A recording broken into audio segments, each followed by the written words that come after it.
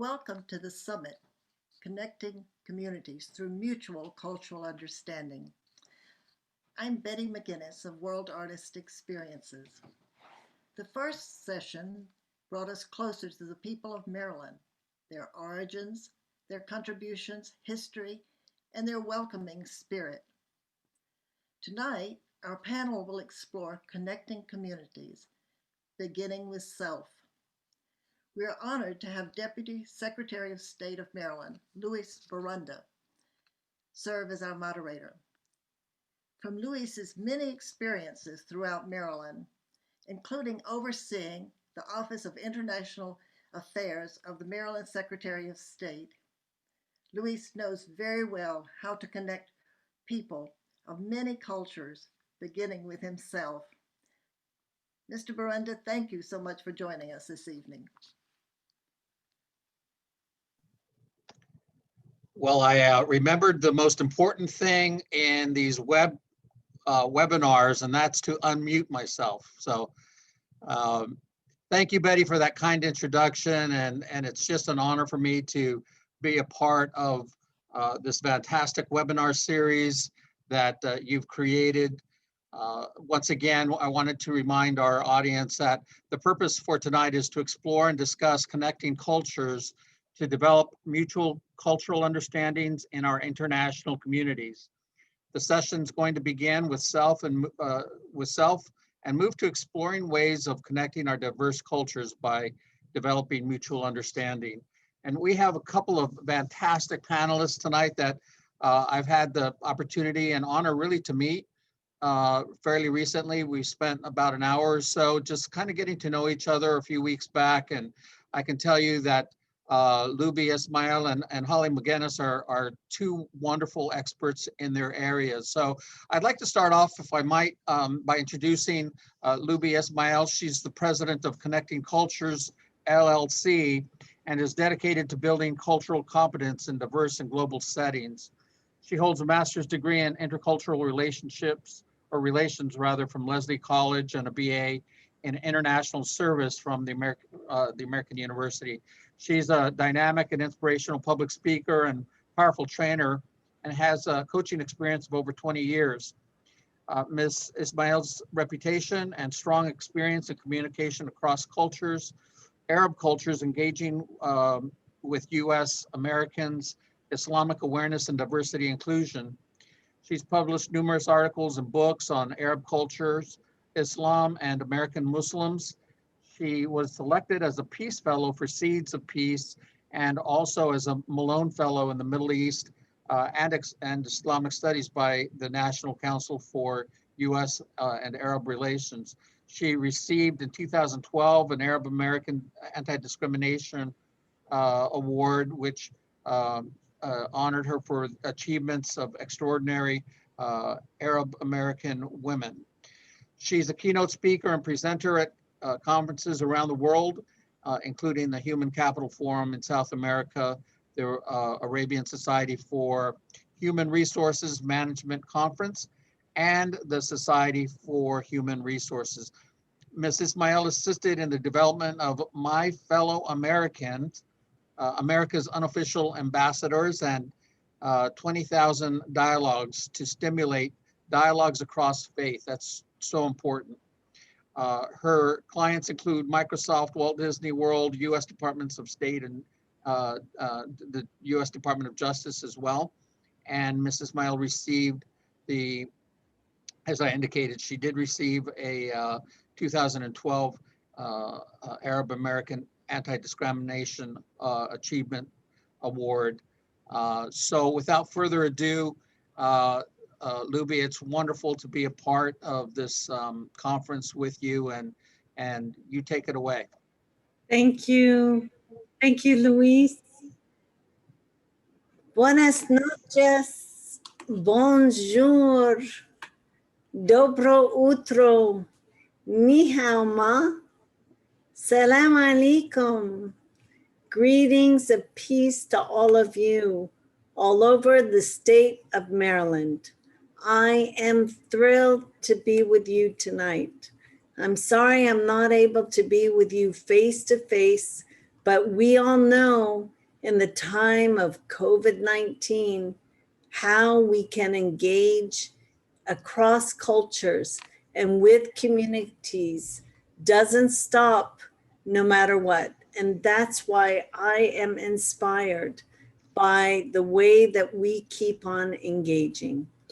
I want to remind all of you a wonderful Chinese proverb that says, tonight, I know some of you are educators, you are community leaders, you are professionals, you are people with a wide array of experience, but to begin with what is called a beginner's mind, because in a beginner's mind, there are many possibilities, while in an expert's mind, there are few.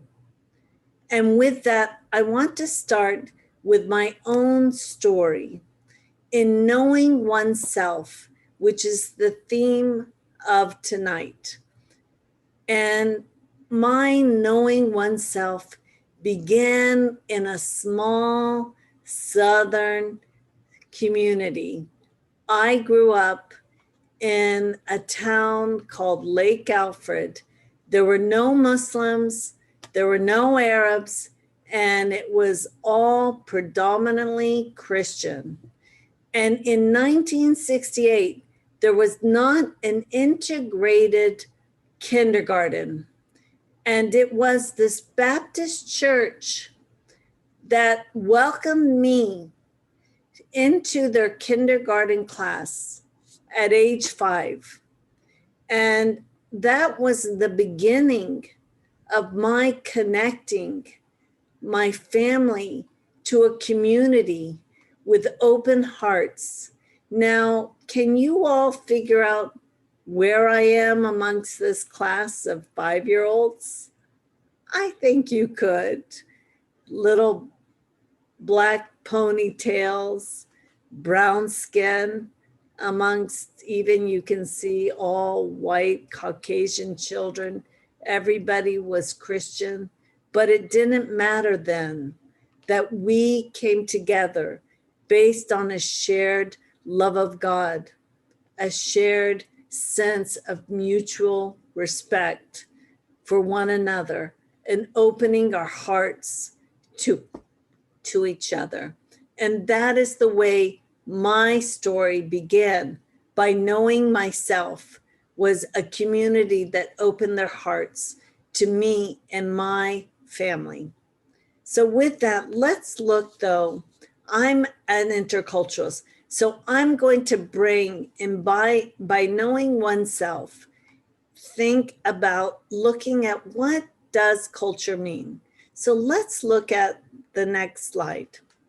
In thinking about culture, in knowing oneself, think about culture as these invisible set of lenses. I'm wearing a set of glasses, but many of you may not, but we all are wearing an invisible set of lenses. And those are our cultural lens. And through those lenses, we define what's good, what's bad, what's right, what's wrong, what's respectful, what's disrespectful, what is your truth, and what is my truth. And being able, I know because I have trained people that say, help me, tell me everything that I need to know about those people. But before you can understand them, you need to understand yourself. What does it mean to be you? What does it mean in terms of your own cultural identity, your cultural lens? Let's go to the next slide. One of the best analogies to culture, and some of you in the education field or diversity field may have seen this, the iceberg analogy, in which it speaks to how just the tip of the iceberg is the part of culture that we can see. So for example, we can see what people eat. We can hear the language that they speak. We can listen to the music. We can see how they dress.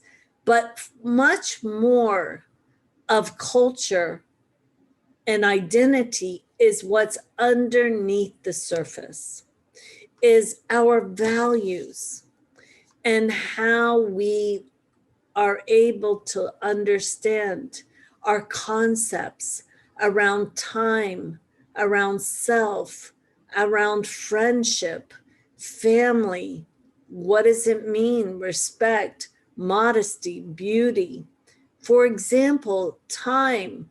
I know, what does it mean to be when you have people coming together in your communities and you say, we're going to begin, for example, tonight at 7 o'clock. What does it mean, 7 o'clock? Subcultures, 7 o'clock means 6:50. Some other cultures means 7 precise. Others, it's kind of 7:05, 7:10, 7:30. And what happens again through your cultural lens? How do you define what's late and what's just on time? Self. Think about this. As US Americans, we typically identify the individual, the way that we talk about I in the English language as Americans, and I say US Americans because we are not the only Americans, right? There are North Americans who are Canadian and Mexicans. There are Americans who are South Americans, Central Americans, but US Americans, we think about I will, I am, who I identify with. And we use the capital letter I always, no matter if it's in the beginning, middle, or end of a sentence. That speaks to how we think of oneself.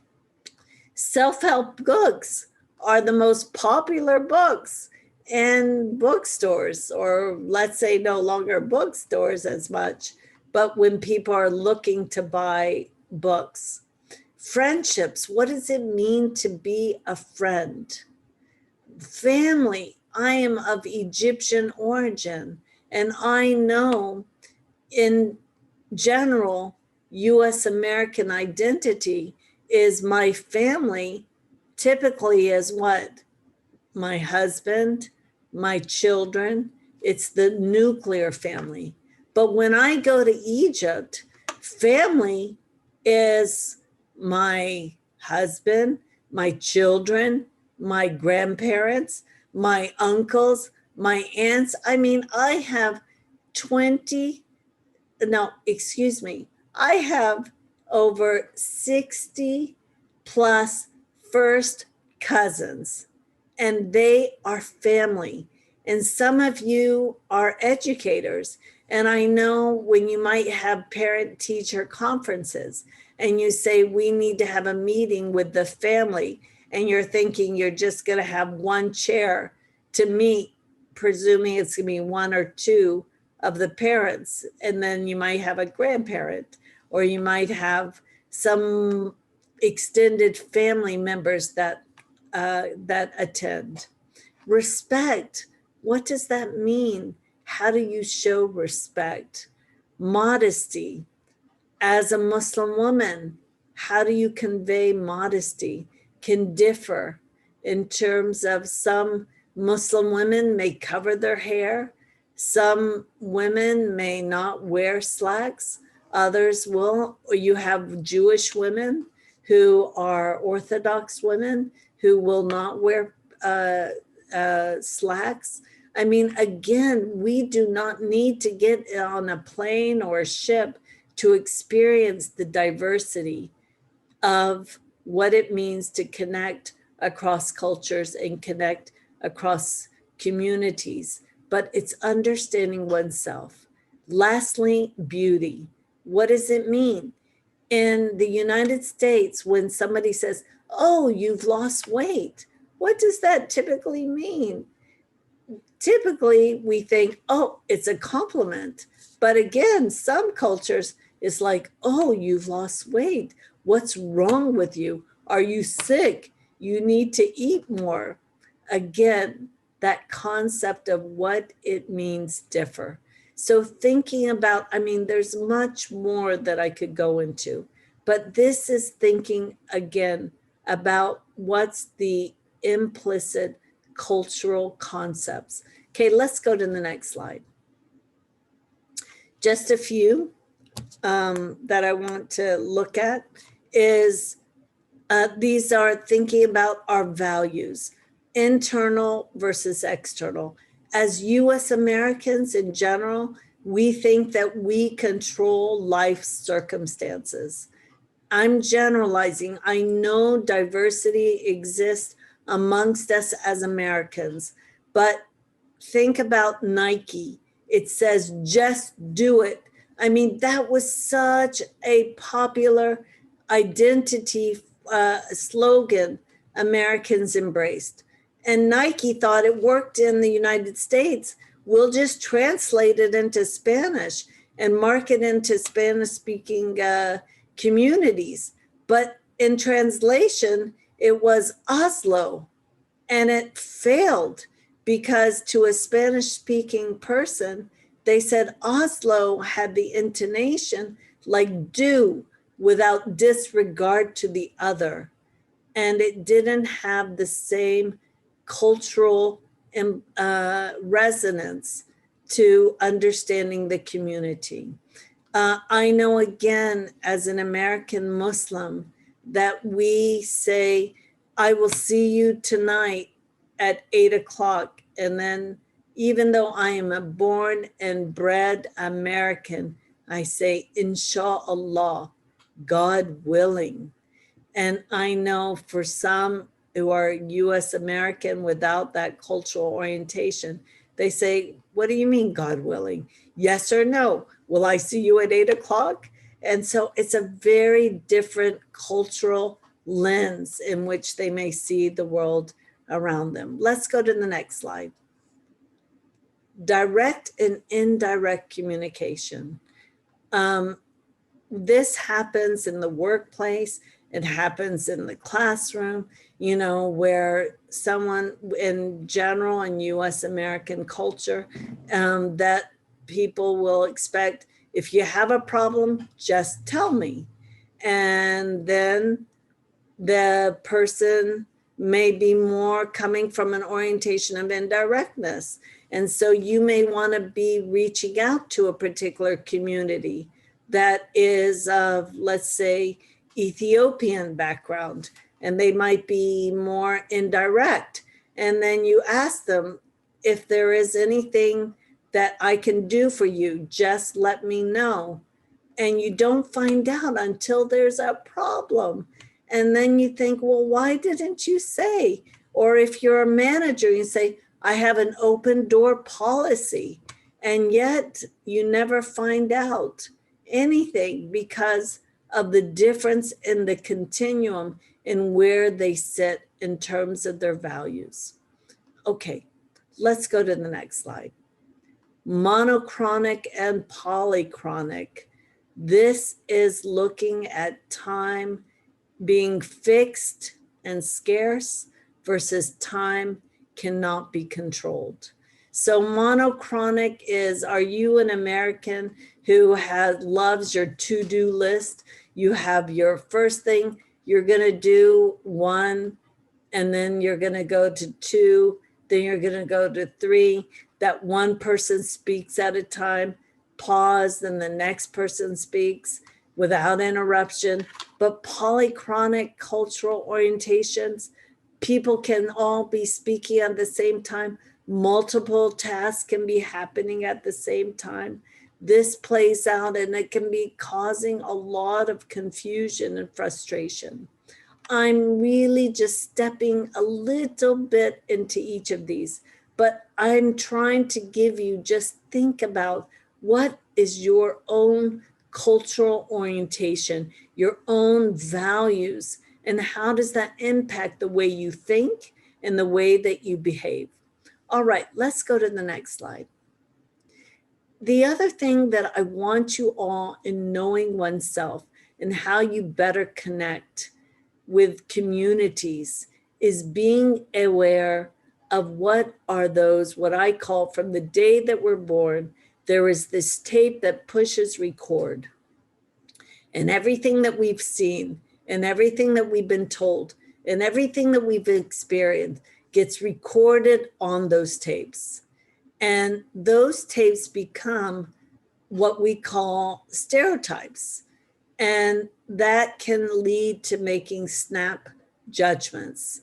And that can be the greatest barrier because the tape is always playing.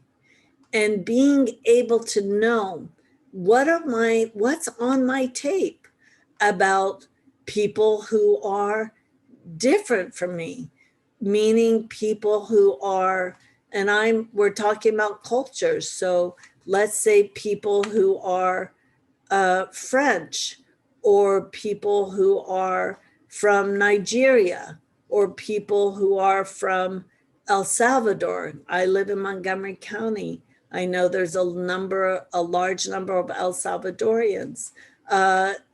Thinking about what are those assumptions, those stereotypes, what's on those tapes. Next slide. So I don't think we can erase those tapes. But here's what I know we can do.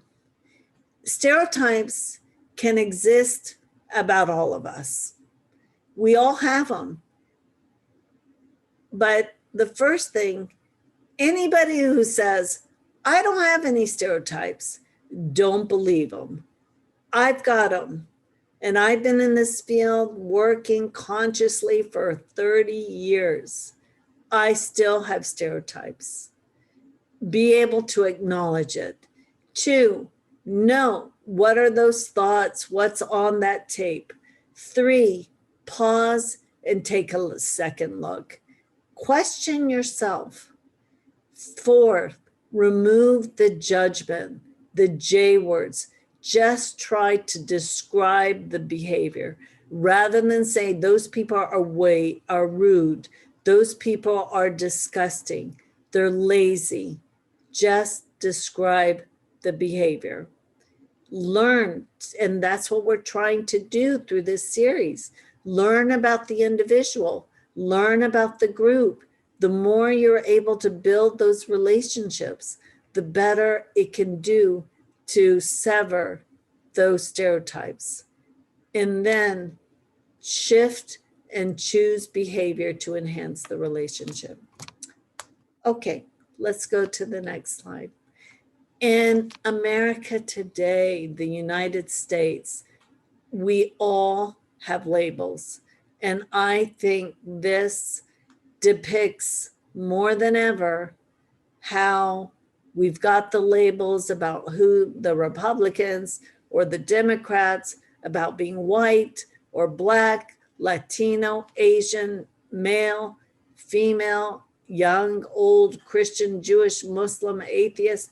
This is just a small list. But I think for us in Maryland, in our communities, in this collective crisis, we need to choose and be a collective, we the people, a collective, we the people. And so with that, I want to pause and remember this. You can't erase the tapes, but press pause. And remember that we are much more than what we see. And with that, I thank you. We'll have a lot of engaging conversation, but I'm happy to pass it back to Luis and Holly. Thank you. Thank you very, very much, Luby. As a Latino, I can tell you that we use Latino time as a time frame. And so I certainly appreciate you talking about time and the way that we look at it. Our next speaker is Holly McGinnis. She's an assistant professor at Virginia Commonwealth University School of Social Work.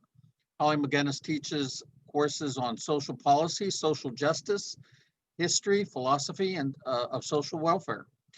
Her educational credentials include a BA from Mount Holyoke College, a MSSW from Columbia University, a post-MSW from Yale University, and a PhD from Washington University in St. Louis.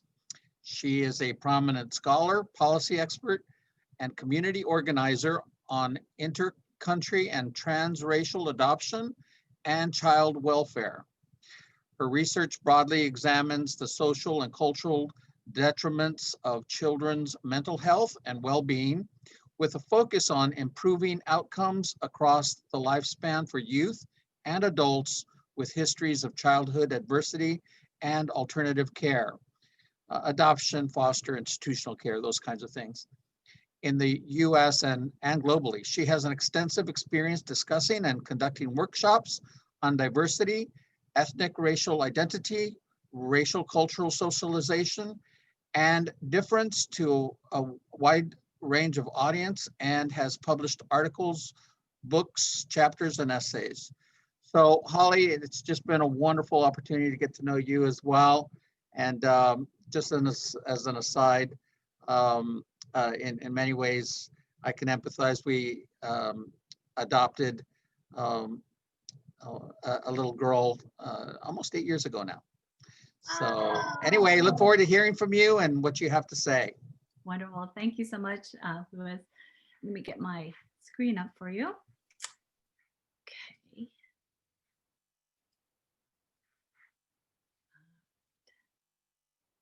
So welcome, everybody. I am so honored and thrilled to be here to chat with you a little bit about Connecting Cultures Begins with Self. And I'll be talking about my personal experience around connecting with cultures both within myself and within my family. In particular, my interest in research in international and transracial adoption focuses a lot about how to love across differences when those differences are actually occurring in your family in the most intimate settings we could possibly have. And what I thought that I would do for this presentation is share a little bit of what I try to teach my social work students who are going to be going out into the field and working with a very diverse populations, as well as populations that have had histories of trauma and are highly vulnerable. And I'm sure that many of those are some of your students and individuals that you are working with as well. So I'm hoping that I'll be able to provide you all with a couple of excellent nuggets that actually tie in really well with some of the points that Luby has made tonight as well. So connecting cultures begins with self, learning to love across differences.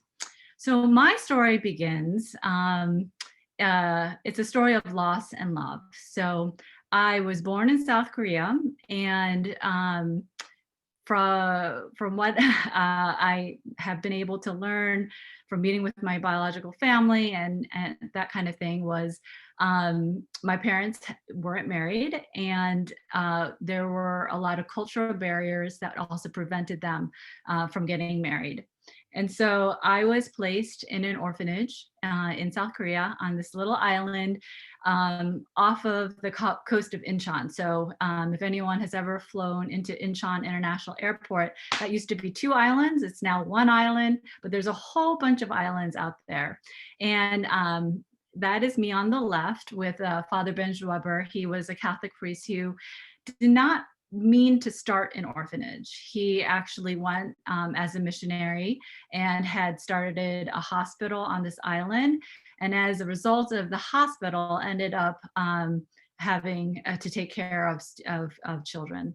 And that's me on the bottom left with the pigtails, also like Luby, holding on to my friend. In America, my parents, Dr. Cyril McGinnis and Eva Marie McGinnis, had two biological children, my older brother and sister, and they wanted to expand their family. And so they had considered adoption. And this was in the early 1970s. And my dad was actually a clinical psychologist. And he knew that there was a lot of interest in adopting white babies, white infants. But he and my mom decided that they could expand their love across nations and races.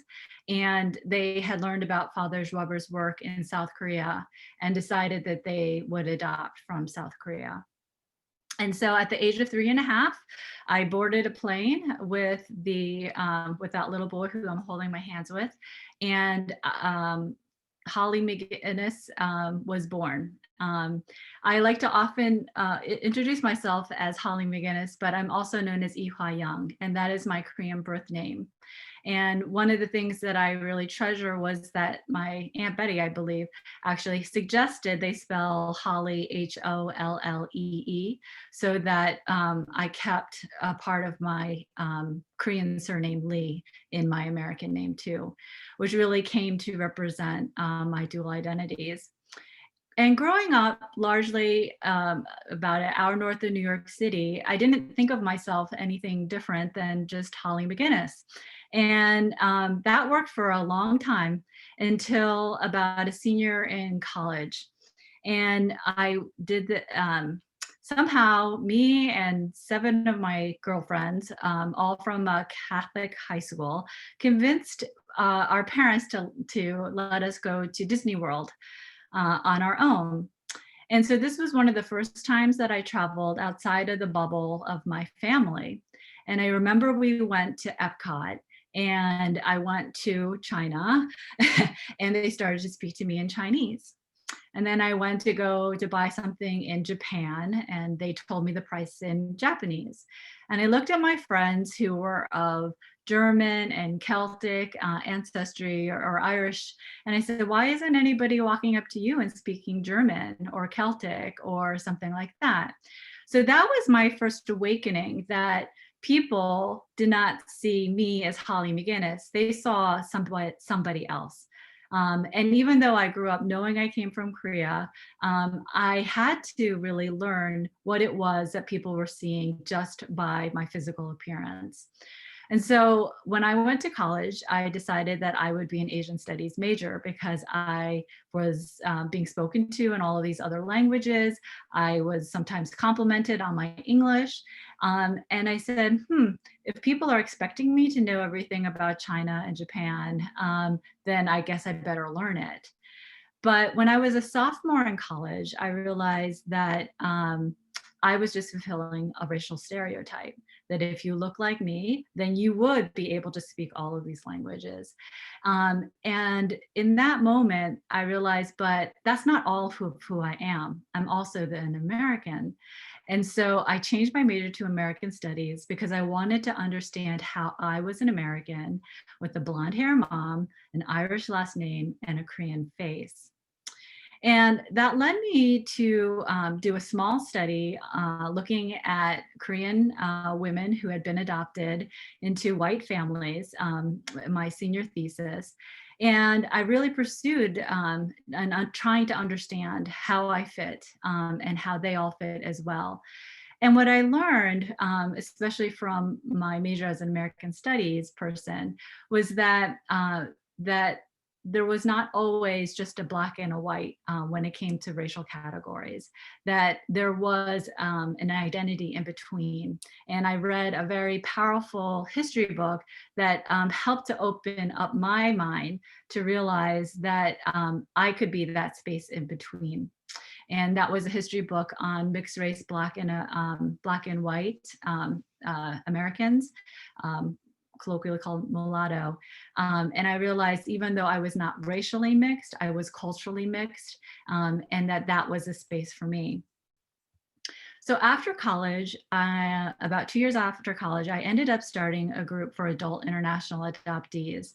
And because I realized that from Korea alone, there are an estimated 200,000 of us.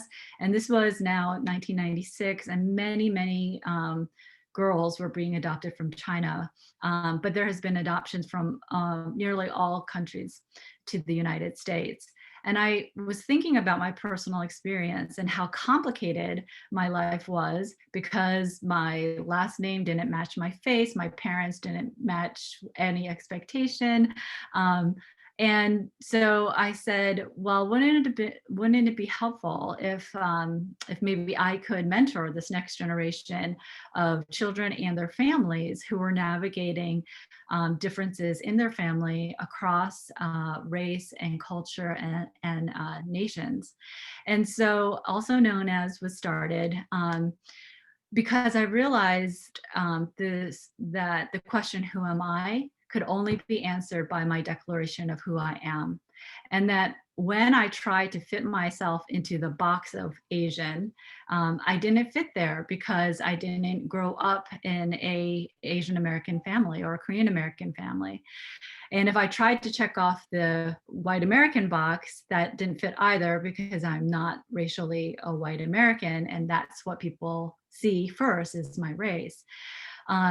But that many people bridge cultures and races and nationalities. And when I realized that that group of people was actually a lot bigger, I figured that that could be a solid ground in which we could declare our space between kind of the polar boxes. And the idea of also known as was really, again, to create a space where people could explore all aspects of their identity and then come up with their own meaning about what and who they were so that they could have that space to declare who they are. So I really chose to be a bridge. And I saw that not everyone got to have two families, two cultures, two races, two nationalities. And what could I offer to those and individuals who didn't have that kind of experience? But I realized that growing up in American culture, I was really only grounded on one side of that bridge. And so from my 20s to the present time, I have been working really hard to bridge and be solidly grounded in Korean culture as well. And that at some points, it can feel lonely to be a bridge, but when you gather others who are standing there with you on that bridge, it becomes much easier to do. So I thought a lot about how can we love across difference and what does that mean? Because my generation, we were raised in families that were told, well, if you love a child that you adopt internationally or transracially, that's all you're going to need to do. And what I realized was that my parents gave me that love, but loving across differences requires something more. It takes a bit more bravery. And what it does is that it requires you to understand that my experiences are not your experiences. And I remember realizing that my white dad, 5'10", was never going to have the same experiences I had as a 5'2" Asian woman. When I walked down the street, people saw someone very different than when my dad walked down the street. And the frustration that often occurred in our family was that, was if my white parents said, well, I was teased for being different because I wore glasses. That's true, but that is not equal to my experience of being teased because my eyes are shaped the way that they are. And what I'm offering you here is in cognitive behavioral therapy, we call this the cognitive triangle. So your thoughts, feelings, and behaviors, I would tell my adolescents, those are like your remote controls. And so what thoughts you have affects your feelings, can affect your behavior. What behavior you have can affect your feelings and your thoughts. So in the context of depression, if your thoughts are, I'm feeling, or my thought is, I don't want to do anything, then that might make you feel kind of depressed and sad, and then you're not going to do anything. That's your behavior. In the context of cultural differences, I appreciate what Luby had said. If your thought when you encounter someone who is different than you is, oh, dirty or something like that, or other, then your feeling is going to maybe evoke distrust or fear. And then often that behavior will lead to disengagement. And so feelings can be really hard to control. And that's why often in cognitive behavioral therapy, we focus on thoughts and behaviors. So if we can shift our thoughts, we can shift our feelings and we can shift our behavior. So if we can recognize that we're feeling fearful, we could shift that thought and say, but there's nothing here to fear, or challenge that. And then that behavior might lead to engaging instead of disengaging, and being curious and leaning in. Another point that I want to make about how do we love across difference means that we need to understand what is the social construction of difference. And so just as Luby was saying, there's explicit culture and there's implicit culture. Part of the implicit culture for people who are not part of the majority or the dominant culture in America, in the USA specifically, is the difference that is based on what we call stereotypes, or even what I would say systems of advantage or disadvantage. And so all of us have differences that are factual, right? Gender, race, social structures too, in terms of how your family is organized. And then we have what society or our culture tells us those things mean. And often our work then is in that middle area of identity, where we have to reconcile what our society tells us who we are, the facts of who we are, and then who we want to say we are, and claiming that identity space in between. But doing that can be really challenging and difficult if you belong into a category that has historically been disadvantaged. So when it comes to race, for example, the historically advantaged racial category is white.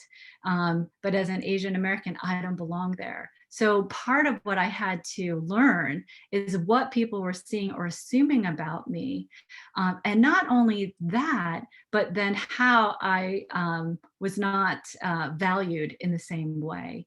And that devaluing, I would say the history of hurt and how we've treated different categories of differences as the society historically, those matter just as much, because that's the difficult stuff.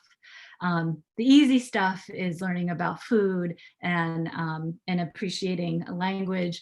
The hard stuff is recognizing all the hurts that have happened. So I want to move along, but another important part then is to understand what is oppression. And I borrow from Marilyn Fry and her work in trying to understand and define this, because that is part of how differences have been taught and how people have experienced them, especially historically. So the root of the word oppression is the element press, the press of the crowd, pressed into military service, to press a pair of pants, printing press, press the button. Something pressed is something caught between or among forces and barriers, which are so related to each other that jointly they restrain, restrict, or prevent the thing's motion or mobility, mold, immobilize, and reduce. And so a metaphor that she uses is that of a bird cage. And so if we're only focused at the microscopic level of just like one wire, there's no physical property of any one wire that the closest scrutiny could discover that would reveal how a bird could be inhibited or harmed by it except in the most accidental way. So when we think of prejudice, which is I consider as prejudging, which we all do, human beings were wired for that because we are social animals. And so we need to know who was in our group and who was not. That's not the problem. But if we only look at oppression as occurring as an individual person or an individual level, we won't see the way that whole groups of people have been treated historically. So macroscopic or systemic oppression is really critical, I think, for understanding why certain groups hurt more than other groups. And I'll just use that word. So it's only when you step back, stop looking at the wires one by one microscopically and take a macroscopic view of the whole cage that you can see why the bird does not go anywhere. And then you will see it in a moment.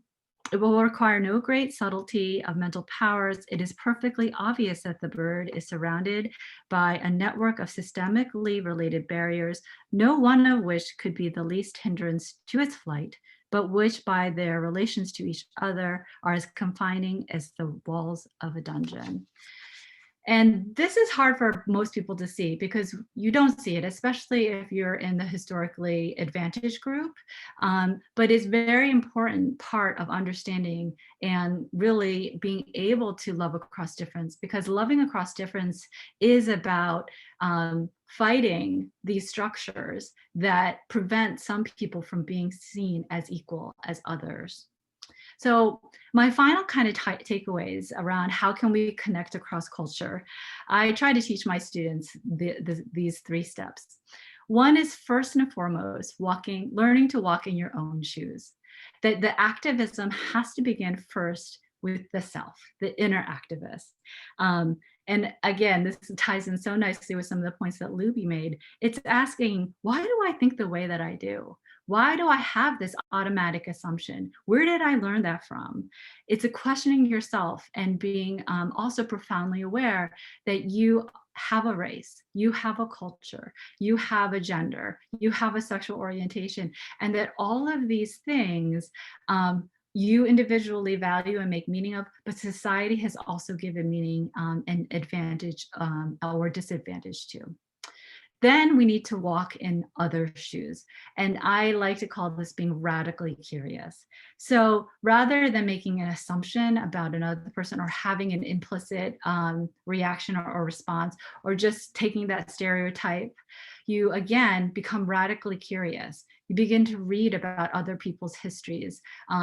You understand their hurts as well as their successes and triumphs. And you become radically curious about other people. And then finally, it's all about learning to walk with others. Brene Brown has a wonderful book called Daring Greatly, and her research is really all about how true courage comes from being vulnerable. And vulnerability means recognizing your own feelings where you might still feel fearful or guilty about kind of where your place is in society, but ultimately recognizing those feelings are what will make us step into courageous acts to walk with others to make a better and well-connected and loving world. So with that, I am finished.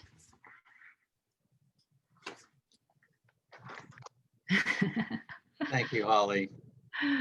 Wow, my head's exploding. A lot of information from both Luby and I. We've learned so much. I have to ask myself, who am I now? Listen, one of the things that I forgot to do during our intro is to let those that are participating in today's webinar to feel free to use the question and answer button to ask either of you questions. So I think there might be one. Well, nope, that just went out. So, but fortunately, we talked a little bit about some things that people might be curious about. So let me ask both of you, how can we avoid causing offenses to other cultures, especially if we're not familiar with other cultures? If I was placed, for example, in someplace in Canada or in Alaska, I might not be familiar with those cultures that are there. How can one avoid being offensive?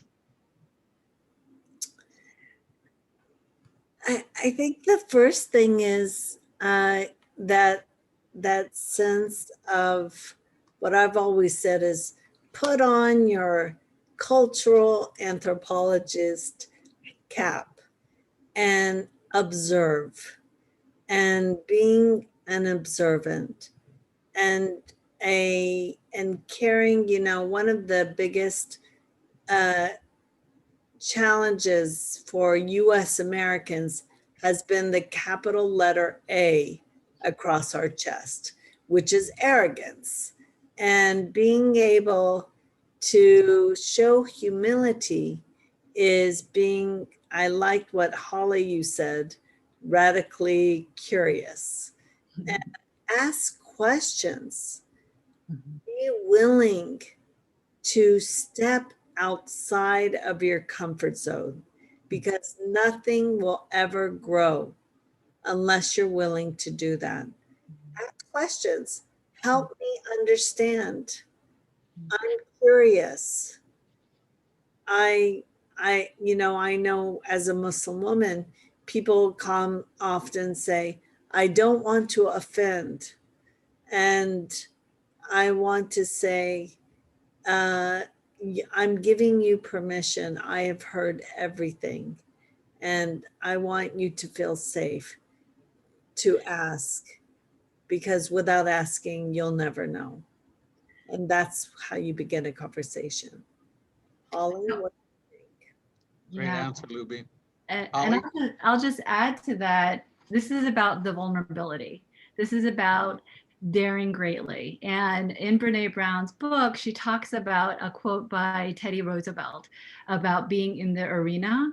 And I don't know it off the top of my head like she does, but essentially, if you have to be willing. Vulnerability is about being in the arena, willing to get your face smashed, dirtied, make mistakes, maybe offend even, but you're still in there honestly trying to understand, and that you do more harm by not being willing to ask the question, because then we know that it's probably there, right? And so for the other person, it's suddenly like the part that makes me different and special, you're not even asking me about, you know? And so that can be just as harmful as if you didn't ask me a question where you, because you're too afraid to ask.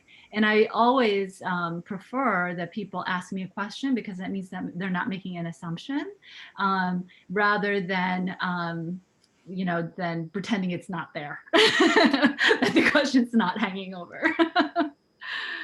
But That's great. Luis, I know that it's really hard today in our culture, because we have this cancel culture, this real sense of people cannot make any mistakes. And I've said that, and we need to also be willing to be a naive offender.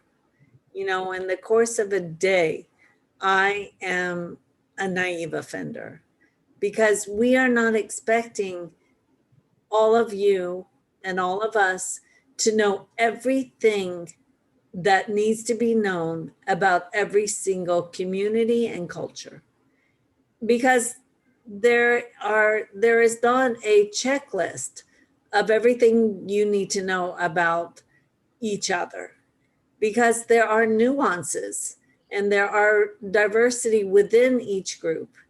And so again, being able to build that trust, those relationships, and setting those ways to converse and engage can really lend itself for people to feel more at ease.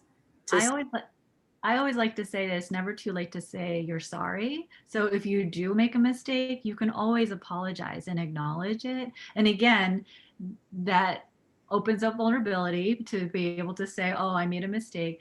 But again, that's most honest and truthful. And everyone, even if it's weeks and weeks later, will welcome an apology if you do stumble. That's great, Holly. And this kind of segues perfectly into a question someone from the audience asked just now. They said, the question is, are students examining this particular theme? And here's the theme. What does it mean to be an American? And what does that mean to you? I hope so. I think it's a fantastic question right now, because I think we, as the grown-ups in the room, are asking ourselves, what does it mean to be an American? And I think that there are a couple of different visions about what that America could look like, but I always hold for love. And I think that the American dream, that we could be one out of many, is the one that I hold the nearest and dearest to my heart, because nowhere else in the world do you have that as a general principle, For me, what does it mean to be an American is based on our shared values as Americans in our ideals of our democracy and our freedom of press, our freedom of speech, our freedom to assemble. I mean, what brings us together. And yes, in this sense of a divided states of America. But I believe that for me, look at us, and I'm sure the participants with us, that being an American is not based on the color of our skin, the country of our birth, our names, our religion, that look at even the diversity of our names, but yet we can say we are American. And the stereotype of blonde, blue-eyed Christian, that's over, even though the demographics are changing. And I think that's one of the things that we're seeing, a reckoning, changing, a shifting of what does it mean. But I believe that America's going through growing pains. But by the ideals of our Constitution, that foundation brings us and ties us together, regardless. So this next question is very interesting, and it comes from a cultural context. So someone asked, can you offer a few tips to teachers on how to help students who are culturally mixed to understand their identities at a younger age than, say, Holly was?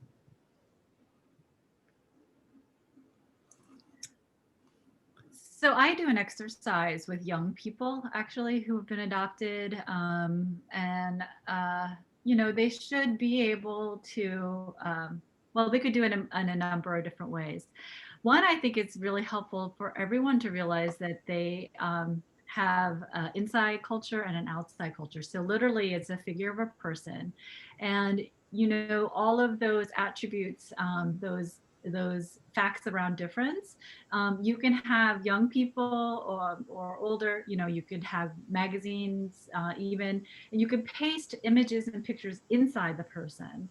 And then you could, put images on the outside of the person. And similar to what Luby was saying, there's an internal self and an external self. And I think what's important to help young people is that who you feel you are in the inside might not match what people on the outside will see of you. And when we can give young kids the language about the external expectation, then it doesn't have to be upsetting.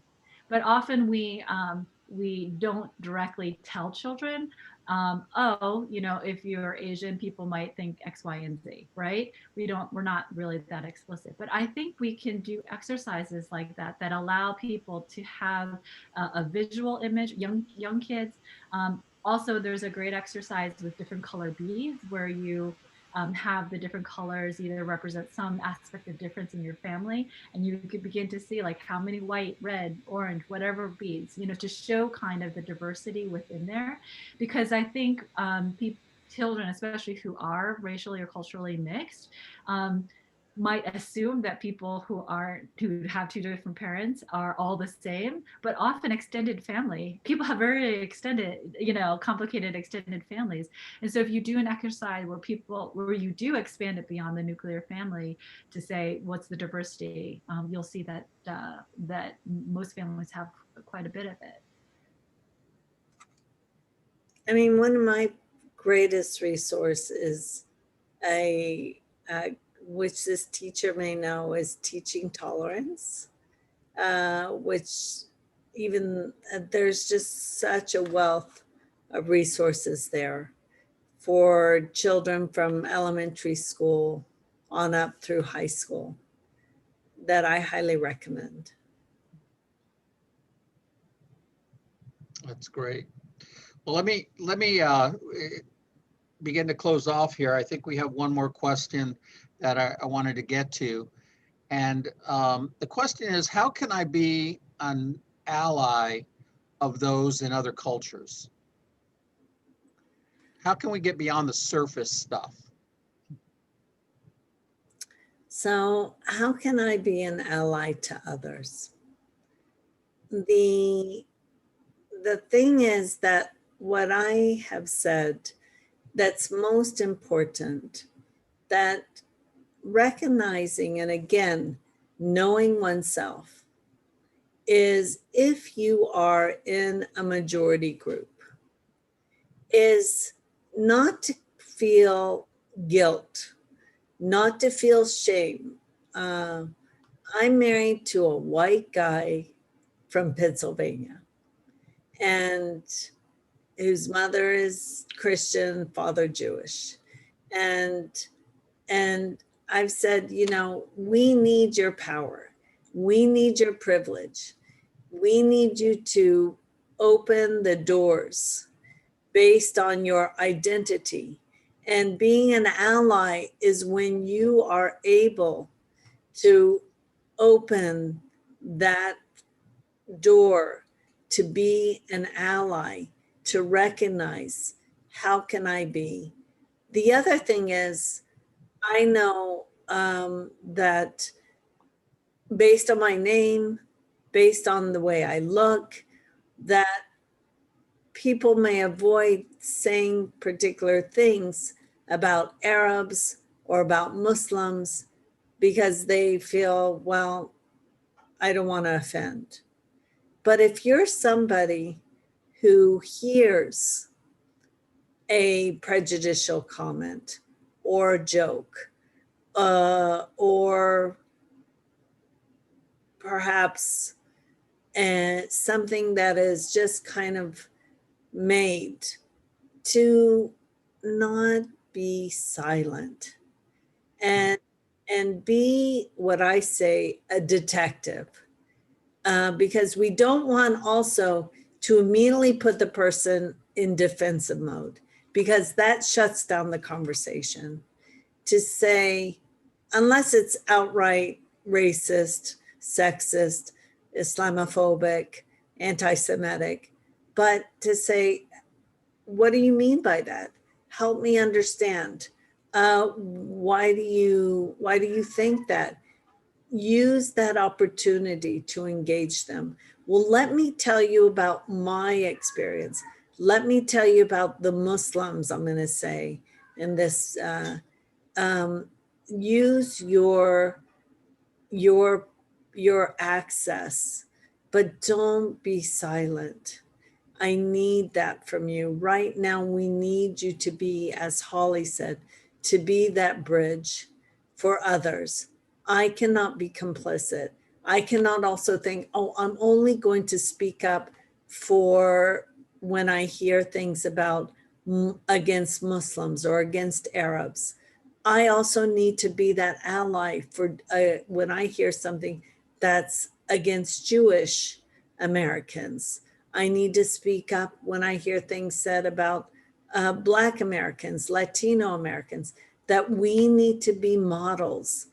And by modeling that, that's how we be an ally. I agree 100% with Luby. And I would just add that being an ally is not doing for others but it is doing with others. And part of being an ally, again, is really understanding the shoes that you are walking in. You know, those shoes are all of those aspects of your identity, of which some might be historically advantaged, and that's part of being an ally, is leveraging that historical advantage of that identity group, like Luby was saying. But ultimately, the hardest work, I think, of being an ally is that your work is actually in your community. That if you are white, then you go speak to other people who are white, who hold that privilege, and that's being an ally to support. And it's not running into necessarily the other group. And if you are, then you're walking with them, not for them or to them. Good, good. I love that. That's fantastic. Well, with that, we're about out of time, but it's just been my privilege and my honor to be with you, Holly, and you, Luby. Thank you so much for helping me understand even myself a little bit better. And so with that, I'm going to turn it back over to Betty McGinnis, our fearless leader. And thank you for all that you're doing, Betty, on behalf of connecting and building bridges. And just real quick, I wanted to thank Mark for being such a great technician behind the scenes and helping us kind of put everything together. Thank you, Mark. And so Betty, you're on, no, you're not on mute. You're good. Thank you all. Thank Thank you. you, Luis, for moderating this with such excellence, and for Luby and for Holly for inspiring us, really, inspiring us to really examine ourselves to develop mutual understanding with people not only here in our country, but all over the world. It's a wonderful way you've helped us understand more deeply how to connect our communities.